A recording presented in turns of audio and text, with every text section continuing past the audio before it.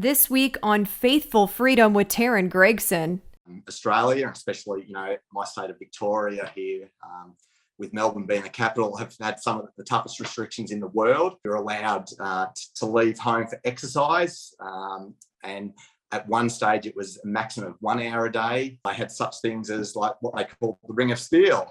They had police and an army at checkpoints at all the major exits to get out of metropolitan Melbourne, stopping you and questioning you to see if you had a valid reason. They were even shooting, rubber bullets at unarmed protesters.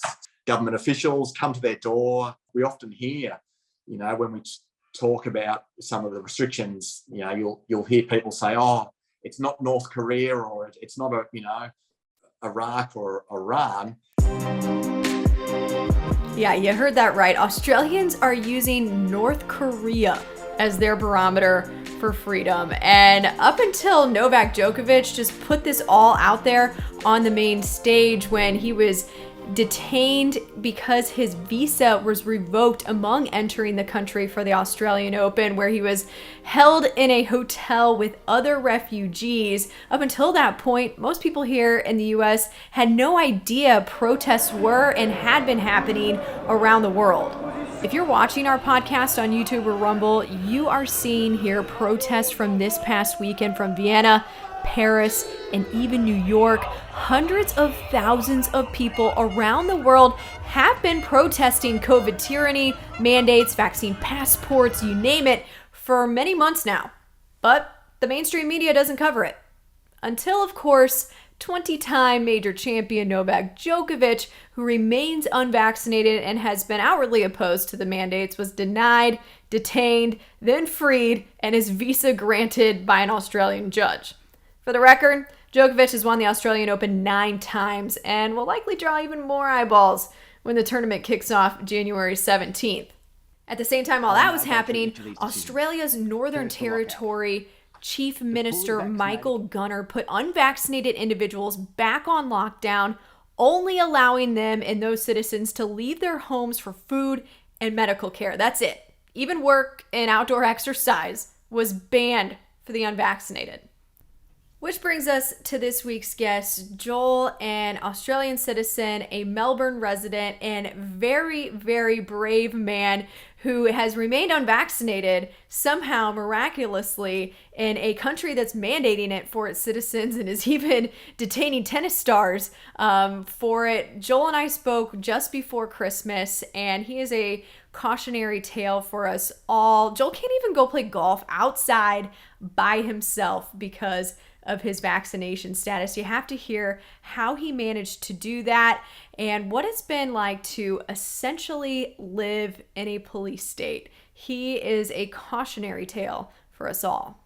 Freedom is non-negotiable. Mandates, free speech, cancel culture, parental rights. These are real people that have stood up for their freedoms no matter what. Welcome into Faithful Freedom with Taryn Gregson, presented by We the Patriots USA, helping everyday Americans defend their God-given rights.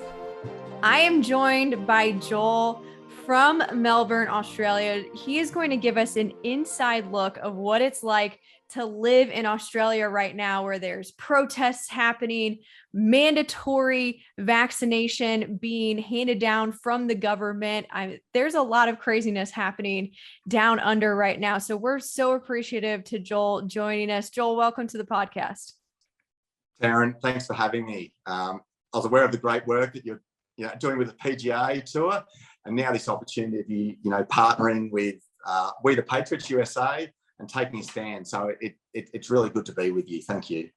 Well, you yourself are taking a stand just by speaking out and telling us what's happening, giving us a firsthand look.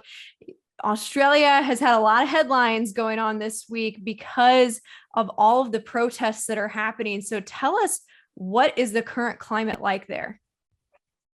Yeah, certainly. So up until recently, Australia, especially my state of Victoria here, with Melbourne being the capital, have had some of the toughest restrictions in the world. So like when I think of freedom initially, I guess I think of countries like America and Australia, and what we've really seen over the years, but it's probably, especially over the last 21 months, is a lot of those, freedoms really being at risk and taken away from us. So over the course of the last 21 months here in Victoria, and especially Melbourne, we've had 6 lockdowns, totaling just over 260 days, with the shortest of them being like a short, what they called a circuit breaker lockdown of 5 days. And the longest was about 111 days. And at some, and throughout that, the toughest restrictions were, there was 4 reasons to leave home. You could go for work, which was seen as, for those that were seen as essential workers. You're allowed to leave home for exercise. And at one stage, it was a maximum of 1 hour a day. The others were to be able to the grocery store for essential needs, and also caregiving. So, yeah, it was pretty tough at that point. Those are very strict lockdowns, and some of those are very long lockdowns. What was the morale like amongst everyday citizens in Australia living through those lockdowns? Yeah, certainly.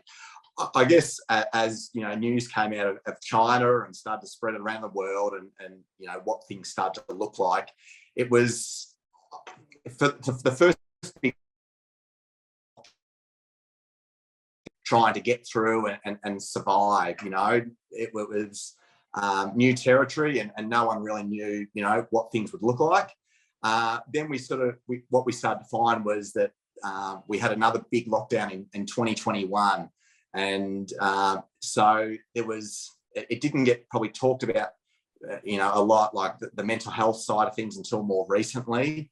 But I think, after that 260 days, it was really tough, parents having to homeschool their kids with, and things like that. So it feels like there's a little bit of hope now, but I guess with the talk of Omicron, people heading into 2022, there's still some nerves definitely there. And there's currently protests happening too around Melbourne, around Australia. And I mean, some of you in Australia might be surprised to know that they are not really covering that here on the mainstream media in the United States. Even there are worldwide protests happening right now. So give people an inside look at why those are happening, because so many Americans don't really know about them right now. That's right. And a lot of the mainstream media here didn't probably accurately cover it. And we really found that was there was the rise in citizen journalists that were live streaming. And, often you'd find with a lot of the papers and news outlets, they were saying there was, thousands, or there was 1 or 2 occasions where they said there was, tens of thousands attending, where there was anywhere, we believe, from 250 to 400,000 attending. And we really found that a lot of people really connected through those citizen journalists to see what was really going on. And early on, the government had banned the protests and that, and we, at one stage, when mandates started to come in for such things as the construction workers and alike, we even found that, a lot of the police, that, they were even shooting, rubber bullets at unarmed protesters. So, it got a little hairy there, for a while. But it's great to continue to see, those turn out, and mums and dads, they're often described as right-wing extremists or neo-Nazis or alike. But, these are mums and dads that are really, worried about their futures, but their children's futures and their children's futures. Yeah. Do you think it was the lockdowns and all of the strict rules that led to these protests? Do you think people were just finally fed up, basically, in Australia? I think so. Like, in 2020, a lot were in that survival mode. What we've really found is that, there was lots of government handouts for businesses and alike. We found that in 2021, those handouts started to dry up. So businesses with all the different restrictions, they were starting to bleed, and there wasn't that same support there. We found that that they were telling that we just got to get through that year, and then we started to find the same was happening in 2021, and when there was those 4 reasons to leave home, at the toughest restrictions where you could only you were allowed to go no further than 3 or 3.2 miles, so about 5 kilometres from your home. And so when you've got those restrictions, and you weren't allowed to visit family in region, in country Victoria, they had such things as like what they called the Ring of Steel. They had police and army at checkpoints at all the major exits to get out of metropolitan Melbourne, stopping you and questioning you to see if you had a valid reason. So yeah, it was pretty tough. Are those checkpoints still happening today? No, they have been scrapped for some time. So yeah, that was really a good thing. So now it's what we're finding is it's more so the internal states within Australia, those checkpoints, and like we've had Western Australia, for instance, their borders have been, they've certainly had probably the toughest restrictions. So, we've even found, for instance, like imagine flying from, New York and wanting to go back to Dallas or and alike, and without, either self-quarantining or being double vaccinated. Now they're just saying more recently that they're not going to be opening the borders to double vaccinated people until February. So there was one story, for instance, of a family that unfortunately lost their son to suicide, and they weren't able to even go across there to identify their dead son. Now they were allowing and they were giving permission for sporting teams to quarantine and continue to play sport, but they weren't allowing grieving parents even to go and identify and bring home their son.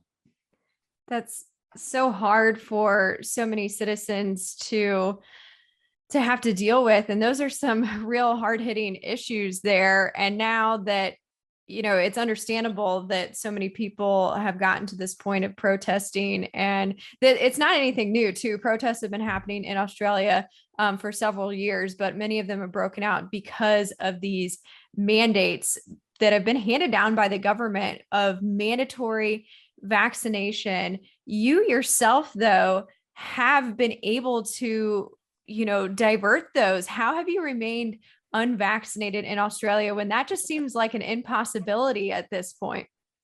That's exactly right. So I work for a really great company for a really large funeral home, actually.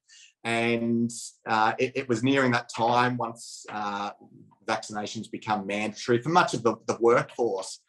And, they're a great company, but they were just needing to comply with, the rules and regulations. But for me, I wanted to take a stance. I really trusted my body and didn't agree with the mandate. So I went on extended leave. I was really fortunate that having been at the company for 10 plus years, I'd accrued quite a lot of leave. And through that, it was incredible to see how many people actually reached out and just said well done, because we had a staff of about 250, and the majority of staff got vaccinated. But I was comfortable in my decision, and then as time went on, I had eventually tested positive to COVID, and just recently, finished my isolation period. So, which was a real blessing, I feel. Despite not agreeing with the mandates, I've now got a 6-month exemption from having to have them. So even though it's not, I don't necessarily agree with the vaccine passports, it's now allowed me to, it's now allowed me to participate in society like everyone else. So prior to that, prior to getting COVID, what were your restrictions? What were you even allowed to do or not to do? So pretty much, you weren't allowed to attend gyms, restaurants, movie theatres, retail outlets. So it was mainly, you could really only attend those essential services of, heading to your grocery store or the gas station, or to the chemist or drugstore. So those type of basic, and do you have to show a vaccine passport when you go out in public? Yeah, you do. Now, they've just changed the rules in the last sort of week or two, where you're now allowed to attend retail outlets. But the funny thing is for all those staff that were fired for not having the passport, for not having the vaccine, they can now attend. They can go back as a customer into their own shop where they used to work and shop. So there's aspects of it, and throughout it that it doesn't all seem to come down to science, where there is that political aspect of it, which is really unfortunate. Absolutely. And that's happening in America. That's happening everywhere. And tell us what your quarantine was like. Was that regulated by the government? Did you have people checking in on you? So this particular quarantine, I didn't. So it was 10 days. You weren't allowed to leave home. So any food and like would all have to get delivered. There was because the cases have been rising. The government just don't have the enough staff to be able to check on everyone. But generally, what would take place is a lot of people have had government officials come to their door, check on them. There was the Department of Health, touch base via a phone call in the first day or two, and then you just had the regular. You'd get sent out a daily text message just to see how you're going, and you'd need to submit that. But more so recently, it was about day 11 that you would, until recently, would have to have your second test. But after the 10th day, you're now allowed to go back and participate in society. Yeah. How do you anticipate it will be enforced then after your 6-month grace period here? How are you finding that other people are being regulated and forced to then get the vaccine by the government? Yeah, certainly. So it's really interesting. The federal government have come out and said that you won't be forced to have it, but then a lot of the state governments have introduced the mandates. Now, what we've then found is a lot of it's fallen back onto the businesses. So the businesses have needed to be the bad guy and introduce all the mandates and that on behalf of the government. But it's a really changing space. I know that there's a lot that don't plan to get it. There are many that are waiting for other alternate vaccines, which they're hopeful for the TGA approval and the like. They're now talking. I know like America as well, and like we'll be up to our third booster shots shortly, and they're looking at reclassifying someone as being fully vaccinated after you've had the third. So it's a really changing space. Next 2022 is it's an election year for both federal and our own state. So it'll be interesting to see how much that plays into what rules and mandates they will keep, or and ones that they will change as well. So at the moment, there are a lot that are holding the line, which is really encouraging for others. And I guess, like everywhere, some have chosen, and it's just got they've all had families to provide for and bills to pay, so they've needed to go down that path of being vaccinated. Yeah. But they will still have a vote at the end of the day in these elections that you're talking about. So you do think that these elections could really influence how the government and the politicians go about with their rules moving forward? That's exactly right. And I guess, like America with the GOP and also the Democratic Party, there's two major parties here. But what we're really finding is that there's a lot of independents, a lot of independent parties, and more and more, citizens that are standing up to be elected, because they're so, probably disappointed and disheartened about the two major parties, and that could really shake things up, and it could really make, cause the two parties to be, made more accountable, which I think is a really good thing. Yeah. There are so many parallels that I'm hearing in what you're saying and what, we're experiencing here in America. There's midterms coming up here in America as well. So that'll be interesting to see how, the policies are influenced by that and what they think the voters are going to like. There's a lot of people, trying to mix things up. What do you feel is the general overall vibe from Australian citizens? How do you think most of them feel about the regulations and the mandates and the lockdowns? Yeah, certainly. And like everywhere around the world, and whether it be in general society or in people's families and homes, I think people, there are those that are generally concerned about what's going on with the virus and that. But I think there are a lot that are concerned about longer term freedoms, and really want change. And it really there's a growing movement that really want to change things up. It's hard to predict where things will be in 3, 6, 12 months time.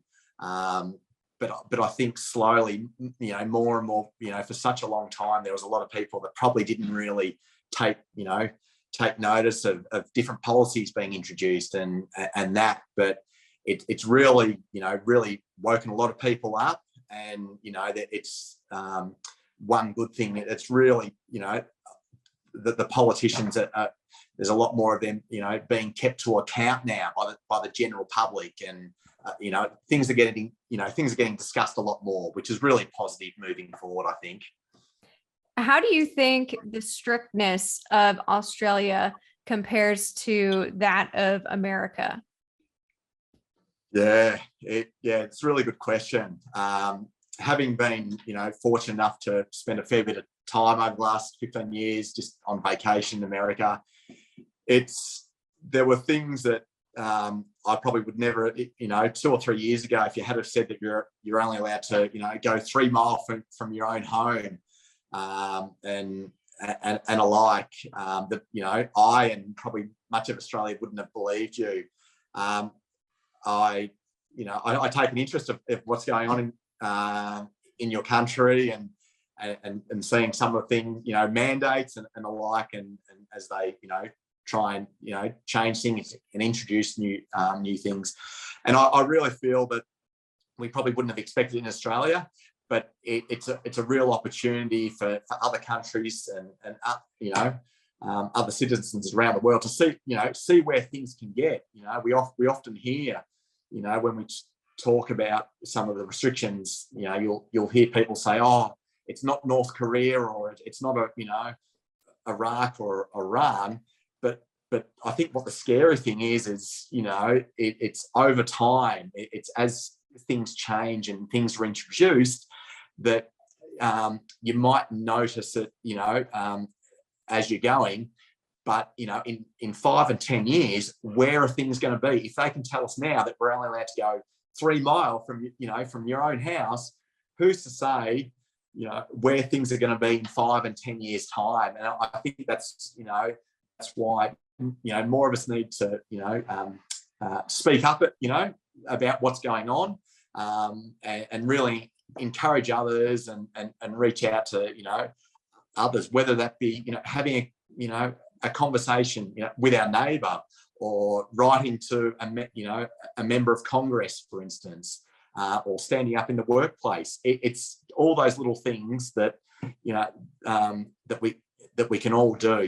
We can't do everything, but we can all do something, and no matter how small it is, it'll count in the end. Yeah, and you speaking out today is definitely going to just make such a huge difference for people, because it's so interesting what you just said there, that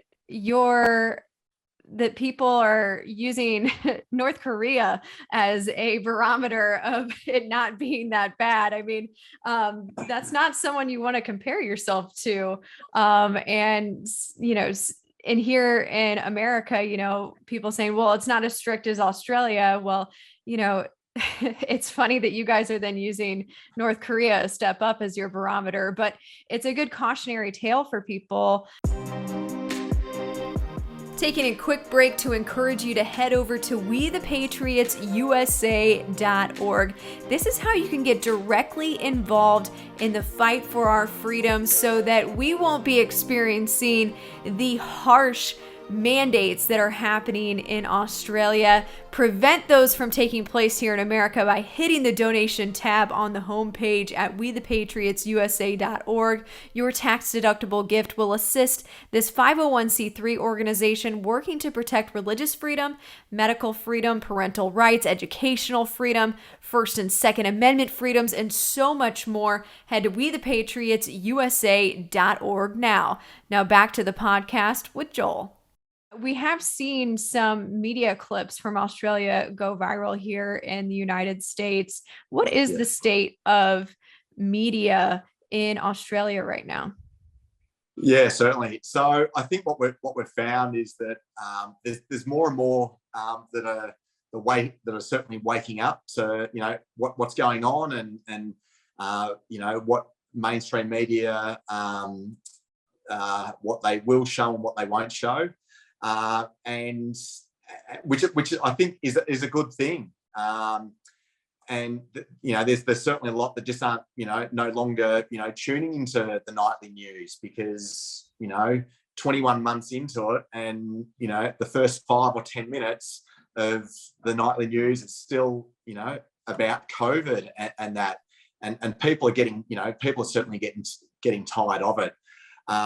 So what we're really finding is that there's also the rise in people calling out the media on it. And as I mentioned earlier, the citizen journalists that are attracting such a big following now, whether that be live streaming from a rally, or really just calling the government out, on policy and alike.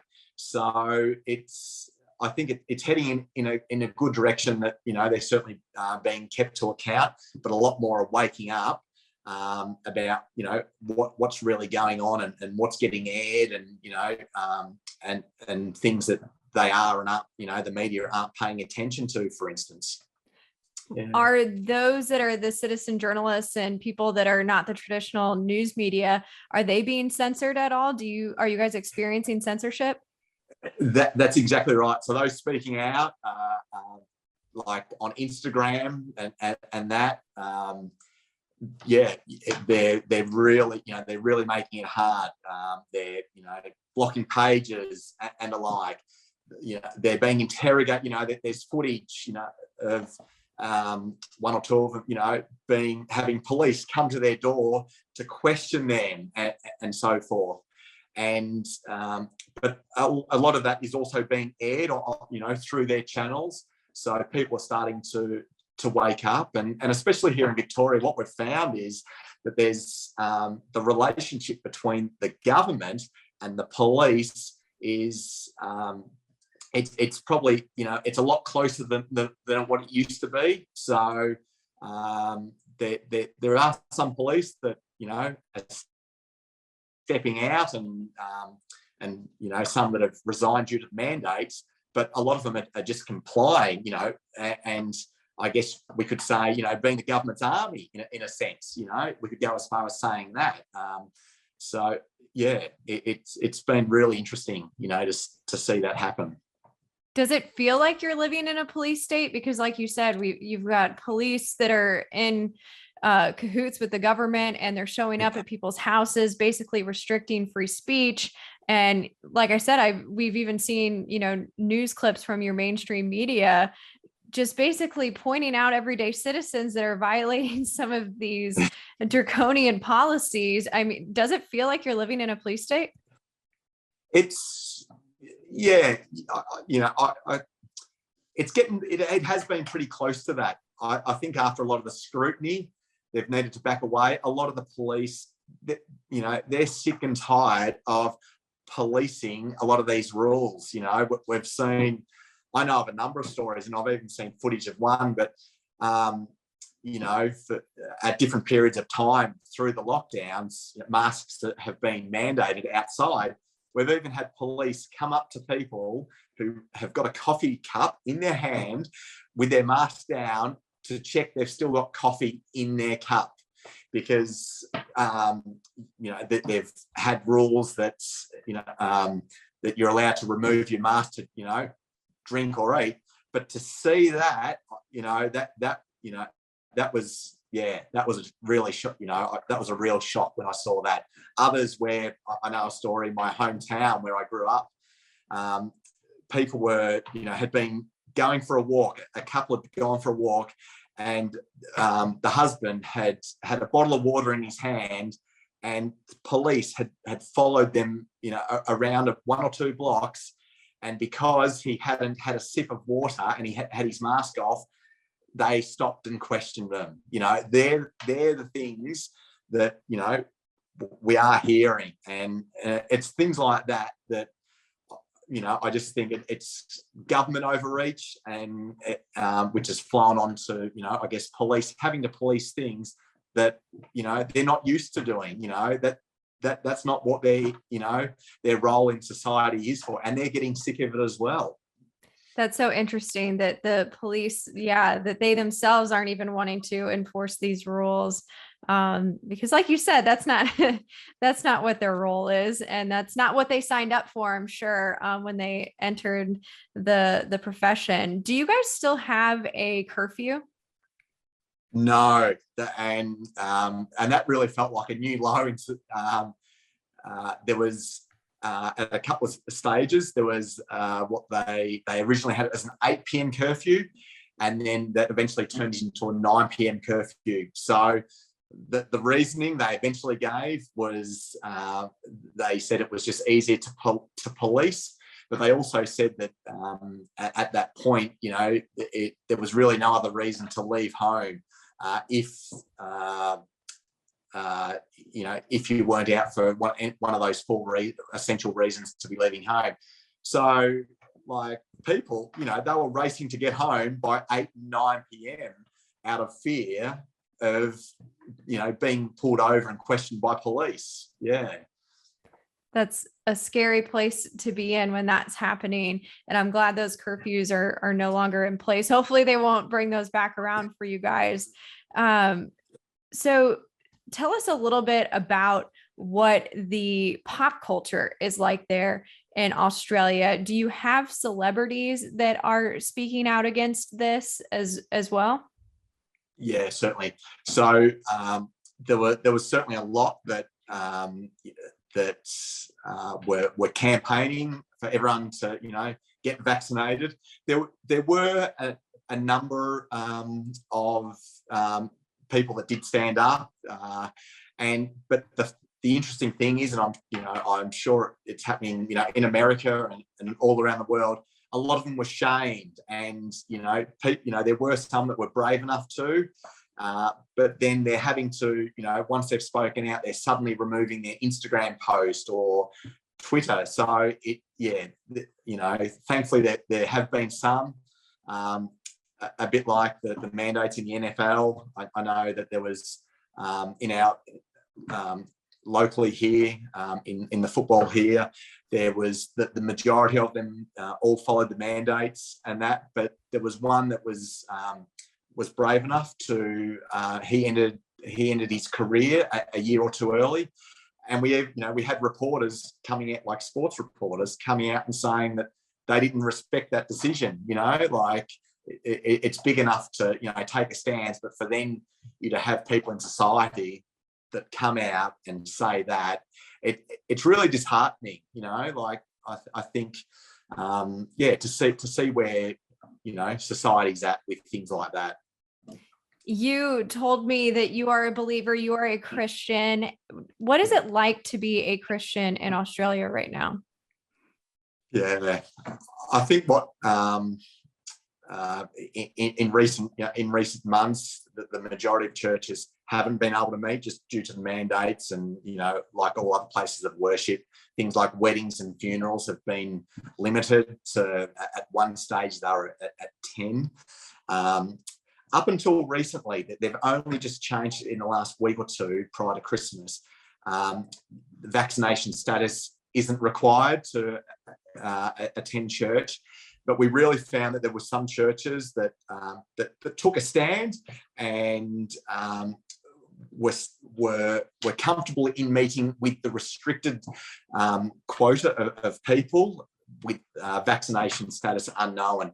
There are a lot of others that complied with government mandates, and we really found that from there as well that there was a lot of Christians and churchgoers that were really disheartened about that, and so we've really seen a movement for a lot of those like-minded people.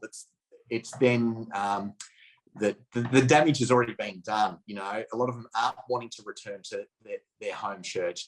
They're having small reaching out and meeting in local communities and that with other even with other non-believers, and really just authentic gatherings. So it'll be interesting to see where things are in 12 months.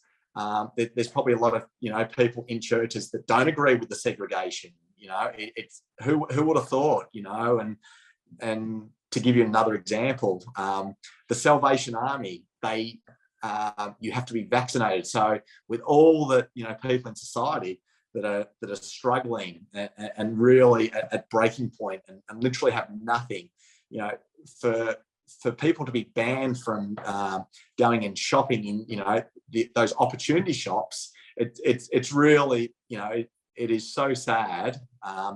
But we're hearing a lot of people talk out about that, which is really encouraging as well.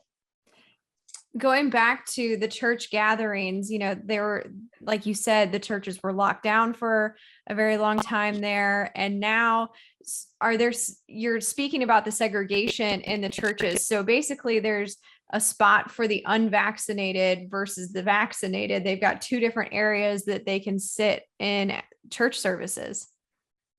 Exactly. That was initially, now that those rules have all been scrapped for the time being, with leading up to Christmas. But that's exactly right. There was there was those that would be allowed to sit inside the government guidelines of those that were vaccinated that could participate inside, and for unvaccinated to be outside. Now I just kind of think if Christ was here today and seeing what was going on, or it just that, imagine someone that was exploring faith and Christianity for the first time, and they come to the front door and they were asked their vaccination status. It wouldn't feel very comfortable having to tell them to sit outside, and it's that's an example like that it makes it really hard. Absolutely. But what you were saying, though, too, is that many Christians have remained resilient, right? That you guys are basically setting up private church gatherings, house churches, basically. So people haven't you wouldn't say that people have dropped away from the faith. They've just found other ways to worship. Exactly right. And a lot of them, really see it as an opportunity, for those that, have not attended, churches before, or, they may have some spiritual background and they don't agree with what's going on. Suddenly, they're gathering together, or, and there's networks, just for people to encourage each other. And it's then giving them an opportunity, to then, hear of the word of God, and hear of his love, hear of Jesus' love, for them. So it's really encouraging as well. So despite some of the hardships and segregation and things that people not everyone would agree with, I think that there's that excitement of the possibilities of moving forward, of what might come of this as well. That's so exciting to hear that, the church might be flourishing and growing in Australia despite everything that's happened. That's really neat to hear. And I'm glad that you're feeling that and seeing that firsthand yourself. Are there anything else that you want to point out to Americans or anyone around the world listening to this podcast? Yeah, certainly.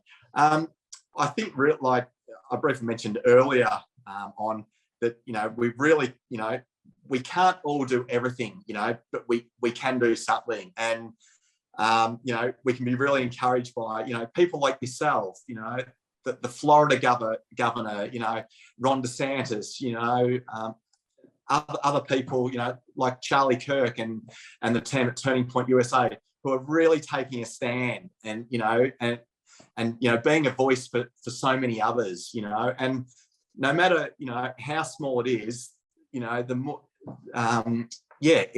we can, together we can, really start to, turn the tide and, fight for our freedoms, and, trusting God that, things will become good again, and that, we can get our freedoms back, and that we can, live in a society that's, no longer divided. And that's ultimately, I think, that's the goal.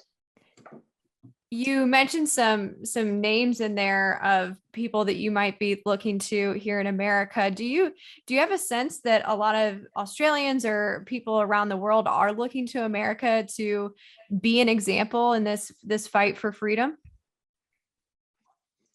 Yeah, certainly. Like, and I think also, like, I know we've got many, great Australians standing up for what's going on. A lot of them, some are in politics and working government, and some are just, regular everyday Australians.